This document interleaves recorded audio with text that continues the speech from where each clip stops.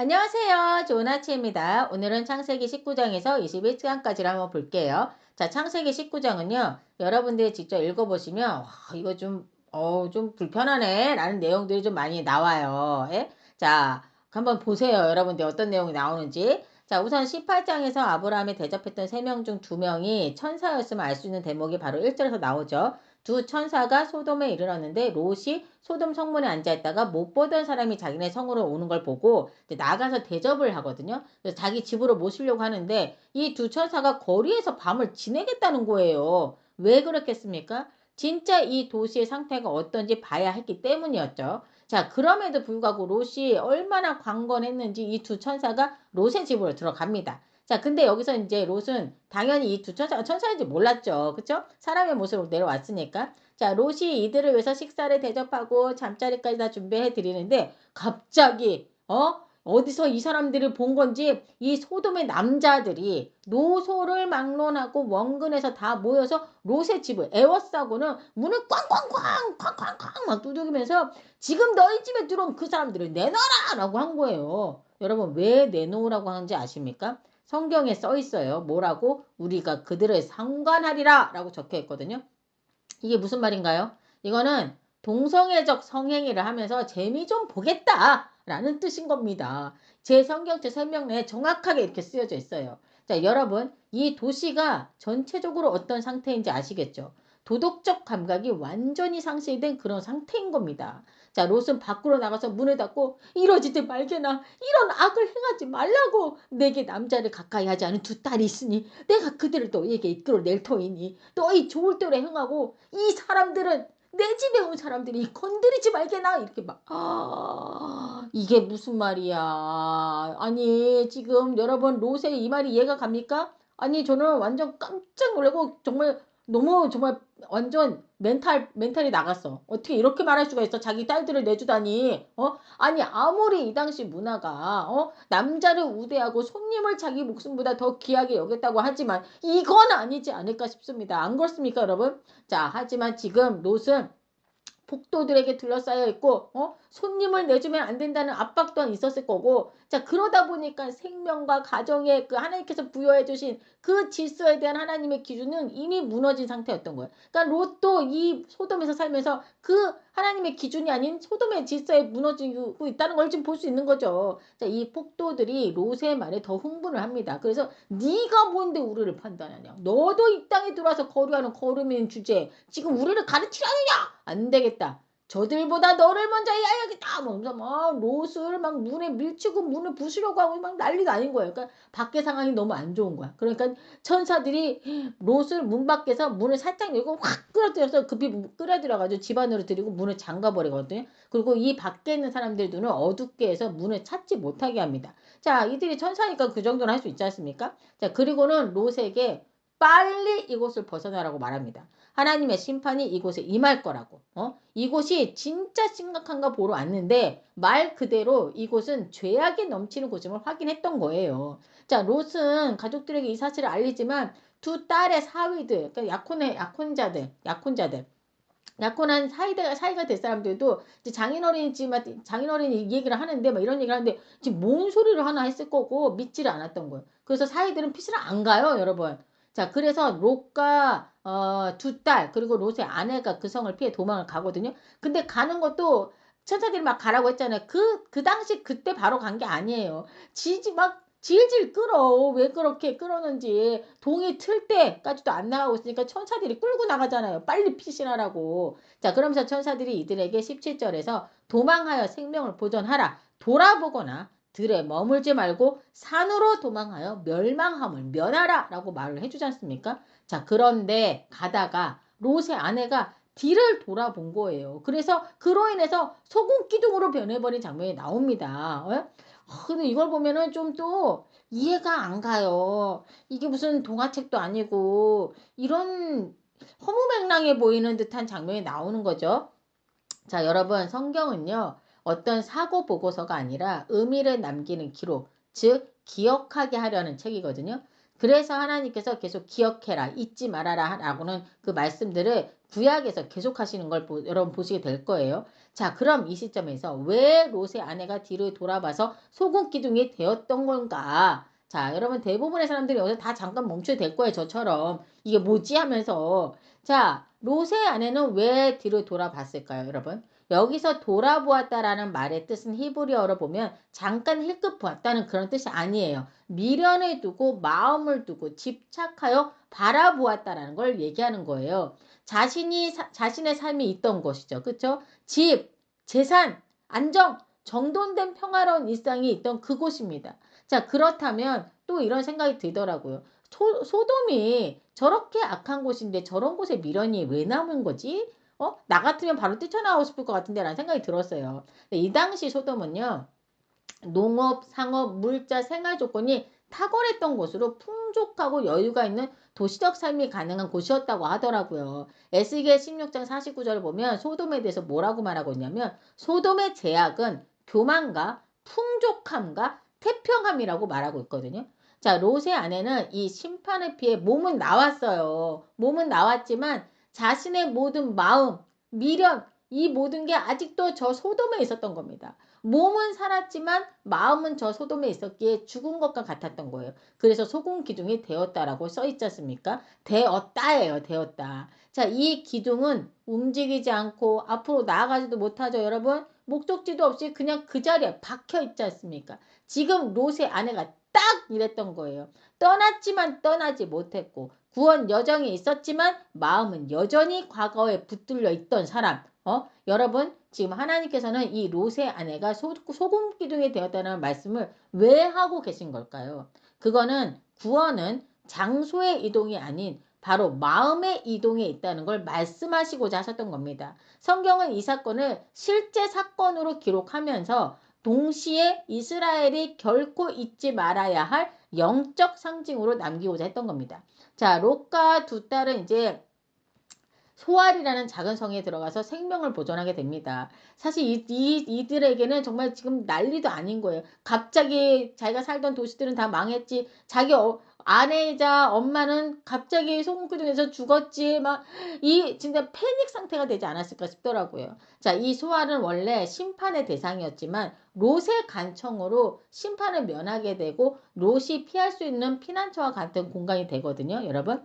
자, 롯이 소알에 들어갔을 때 롯과 두 딸은 다 본 거예요. 소돔과 고모라 땅이 불과 유황이 비오듯 내려서 그 땅이 망한 걸요. 그쵸? 롯은 이 소알에서 거기에 거주하는 사람들과 다시 살아갈 수 있었어요. 그쵸? 근데 롯은 소알에 거주하기를 두려워해서 두 딸과 함께 소알을 떠나 산에 올라가 동굴에 거주하게 됩니다. 자, 근데 여기서 또다시 말도 안 되는 일이 벌어져요. 큰 딸이 작은 딸에게 말한 거예요. 우리 아버지는 늙으셨고 온 세상의 도리를 따라 우리의 배필될 사람이 이 땅에는 없으니 우리가 아버지에게 술을 마시게 하고 동침해서 우리 아버지로 말미암아 후손을 이어가자. 진짜 뜨하죠, 뜨아. 예. 어찌 이런 생각을 할 수 있었는지 놀랍습니다. 자, 이 두 딸은 도대체 왜 이런 생각을 하게 된 걸까? 그 이유에 대해서는 제가 따로 쇼츠로 한번 올리도록 하겠습니다. 자, 그래서 먼저 큰딸이 아버지에게 술을 취하게 하고 잠자리를 하고요. 그 이튿날에는 둘째 딸이 이와 같이 해서 둘 다 임신을 하게 됩니다. 자, 이렇게 해서 태어난 아들들이 누구냐? 모압과 암몬의 조상인 거예요. 자, 사실 19장의 이야기는 정말 다소 충격적이지 않을 수가 없어요. 그렇죠? 하나님께서는 이 이야기를 왜 이스라엘 백성에게 들려주시고 계신 걸까? 지금 이스라엘 백성은 애굽에서 나왔고 가나안을 눈앞에 두고 있지 않습니까? 곧 이방 민족의 땅에 들어갈 준비를 하고 있는 상황이었죠. 바로 이 타이밍에 이 소돔 이야기를 들려주신 거예요. 자, 이 소돔은 하루아침에 멸망한 게 아닙니다. 오래 쌓인 죄, 반복된 폭력, 창세기 18장 20절에 보세요. 하나님께서 뭐라 말씀하셨냐면 소돔과 고모라에 대한 부르짖음이 크고 그 죄악이 심히 무거우니 내가 이제 내려가서 그 모든 행한 것이 과연 내게 들린 부르짖음과 같은지 그렇지 않은지 내가 보고 알려 하노라 라고 말씀하셨거든요. 자, 하나님은 참을 만큼 참으셨고 그리고 직접 내려와서 확인하시고 심판하신 거예요. 가나안도 마찬가지라는 겁니다. 그 땅에 죄가 가득 찼기 때문에 내가 너희를 심판의 도구로 그들에게 보내는 거라고 말씀하고 계신 거예요. 또한 몸은 구원받았지만 마음은 소돔에 남아있었기에 소금 기둥이 되어버렸던 롯의 아내처럼 너희가 출애굽하고도 애굽을 그리워하는 모습, 그리고 너희가 가나안 땅을 정복하면 너희가 그 땅을 하나님의 언약 안에서 하나님의 말씀으로 다스려야지, 만약 그렇지 못하면 가나안의 그 문화가 너희를 다스리게 되고 그럼 결말은 소돔과 같을 것이다 라는 겁니다. 여러분. 자, 이 메시지를 주시고자 이 얘기를 다 하고 계신 거예요. 자, 이제 20장으로 넘어가 볼게요. 19장에서 소돔과 고모라 심판을 본 이후, 이후에 이제 장면은 다시 아브라함의 이야기로 돌아옵니다. 20장은 아브라함이 네겝으로 떠나 그랄 땅에 거하면서 블레셋 왕 아비멜렉을 만나게 되는 이야기거든요. 자, 그런데 이 장을 읽다 보면 어디서 많이 본 것 같은데 라는 생각이 드시게 될 거예요. 바로 12장에서 아브라함이 애굽에서 했던 큰 실수, 아내를 누이라고 말한 거, 그 사건. 근데 한 번도 용납할 수 없는 그 일이 이번에 또 일어납니다. 예. 20장의 내용이 한마디로 아브라함이 자기 아내를 누이라고 말하게 되고, 그래서 블레셋 왕 아비멜렉은 사라를 데리고 가서 아내로 삼고자 했던 거예요. 자, 그리고 그날 밤, 아직 잠자리를 하지 않은, 아내로 삼지 않은 그날 밤, 하나님께서 직접 아비멜렉에게 꿈속에서 현명하셔서 네가 데리고 온 이 여인으로 인해 네가 죽을 것이다. 그는 남편이 있는 여자다 라고 분명하게 말씀해 주신 장면이 나오거든요. 이에 아비멜렉이 하나님께 말씀을 말하지 않습니까? 뭐라고? 주님, 주께서는 우러운 백성도 멸하십니까? 그가 분명 저에게 이 여자는 자기 누이라 말하지 않았습니까? 그리고 이 여인도 이 사람은 나의 오라비라고 분명하게 말했습니다. 저는 진짜 맹세코 온전한 마음과 깨끗한 손으로 이렇게 한 겁니다 라고 말을 합니다. 아비멜렉은 진짜 그랬어요. 자, 그러자 하나님은 안다. 그렇기에 네가 내게 죄를 짓지 않도록, 그래서 저 여인에게 가까이 하지 못하게 한 거다. 그러니 이제 저 여인을 돌려보내거라. 그는 선지자라. 그가 너를 위하여 기도하리니 네가 살 것이다. 그러나 네가 보내지 않으면 너와 너에게 속한 자가 다 반드시 죽을 줄 알아라. 라고 이렇게 말씀하신 거예요. 예. 아비멜렉이 얼마나 놀랬을까 싶더라고요. 자, 여러분, 하나님은 지금 아브라함만 보호하신 게 아니라 이방 왕인 아비멜렉까지도 죄에서 지켜주셨다는 거 보셨죠, 여러분? 하나님은 자신의 언약을 지키기 위해 사람의 실패에 위해서도 직접 개입하시는 분이시라는 거. 결국 사라는 돌려보내졌어요. 그리고 아브라함은 아비멜렉을 위해 기도합니다. 그리고 하나님은 아비멜렉의 집을 다 고쳐주세요. 특별히 저는 사라가 어땠을까? 정말 이거는 상처도 너무 큰 상처다라는 생각이 들었어요. 지금 같아봐요. 그냥 당장 이혼하고도 남았죠. 아주 그냥. 그쵸? 자, 성경에서는 사라의 마음의 깊은 상처를 다루고 있지는 않지만 하나님께서는 사람들에게 보여질 사라의 수치를 은 1000개를 줌으로써 그 수치를 가려주시고 아브라함은 선지자라고 세워주심으로써 하나님의 언약의 계보를 이어갈 이 두 사람을 보호하고 계심을 볼 수 있습니다. 자, 20장에서의 가장 중요한 장면은 하나님이 직접 개입하시는 장면이라고 볼 수 있어요. 아브라함의 실수 앞에서 하나님은 직접 그 여자는 그의 아내다 라고 말해 주셨지 않습니까? 이거는 언약의 주체가 아브라함이 아니고, 그리고 언약의 통로는 인간의 판단으로 되어지는 게 아니라는 거예요. 바로 하나님이 시작한 언약은 하나님께서 지킨다라는 걸 보여주는 장인 겁니다. 자, 지금 이 말씀을 듣고 있는 이스라엘 백성에게 너희가 출애굽했지만 계속 불평했고 계속 두려워했고 계속 같은 실수를 반복하고 있듯이 너희가 완벽해서 여기까지 온 게 아니다. 너희가 실수하지 않아서 내가 너희를 택한 것도 아니다. 내가 약속했기 때문에 너희가 여기까지 온 거다. 즉 너희 조상도 두려움 앞에서 흔들렸지만 내가 언약을 내려놓지 않았다라는 그 메시지를 지금 이스라엘 백성과 우리들에게 해주고 계신 겁니다. 자, 이제 창세기 21장으로 넘어가 보면 드디어 하나님의 약속이 현실이 되는 장면이 나와요. 자, 하나님께서 17, 18장에서 분명히 약속하셨던 내년 이맘때 사라에게 아들이 있을 것이다 라는 그 말씀이 있었지 않습니까? 오늘 21장 1절에서 여호와께서 말씀하신 대로 사라를 돌보셨고 여호와께서 말씀하신 대로 사라에게 행하셨으므로 이렇게 써있죠. 자, 여러분, 여호와께서 말씀하신 대로 요 말은 천지 창조 때에도 하나님의 말씀하신 대로 다 이루어졌듯이 지금 하나님께서 약속하신 것은 반드시 지키시는 분이심을 우리에게 보여주고 있는 중요한 부분인 거예요. 자, 하나님의 말씀대로 사라는 아들을 낳습니다. 그리고 이름을 이삭이라고 짓죠. 자, 이 이름의 뜻이 뭔지 아십니까? 웃음입니다. 웃음. 사라와 아브라함의 그 처음에 하나님께서 아들이 있을 거 막 웃었잖아요. 불신의 웃음, 허탄한 웃음이었지만 하나님은 지금 그 웃음을 기쁨의 웃음, 확증의 웃음으로 바꿔주신 겁니다. 대박이죠? 자, 여러분 하나님께서 아브라함에게 이 약속을 한 지 얼마 만에 이삭이 태어난 건지 아십니까?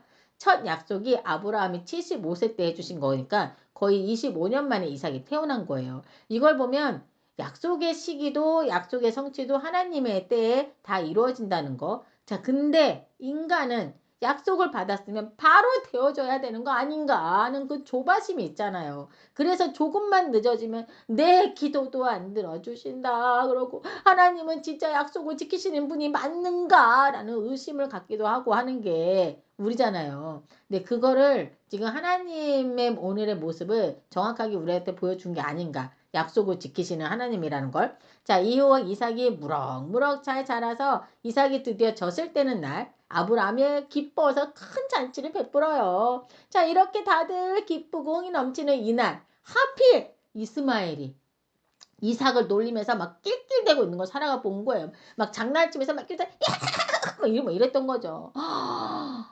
이 이삭이 어떤 아들인데 저런 종의 아들이 감히 내 아들을 이러면서 막 사라가 난리가 난 거예요. 그리고는 어떻게 했어요? 급기야 아브라함에게 가가지고 나는 전 놈들이라고 했겠지만 그걸 같이 못 살겠다. 내쫓아라. 막 절대로 저 종의 아들 내 아들 이삭과 함께 기업을 얻을 수 없다라고 얘기를 했던 거예요. 우리 사라도 보통은 아닌 것 같아요. 내가 봤을 때. 그쵸? 자, 아브라함이 이것 때문에 몹시 괴로워합니다.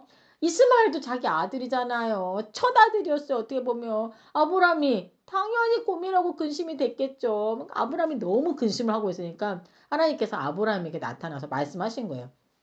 사라가 말한 대로 하라는 거예요. 예? 자, 이삭에게서 나는 자라야 너 씨라고 불릴 것이기 때문이라고 말씀하시는데요. 이 말씀은 언약은 오직 하나님의 약속으로 태어난 계보를 통해 이어진다는 선언과도 같은 말씀이었던 겁니다. 자, 그래서 아브라함이 하갈과 이스마엘을 집에서 쫓겨납니다. 예?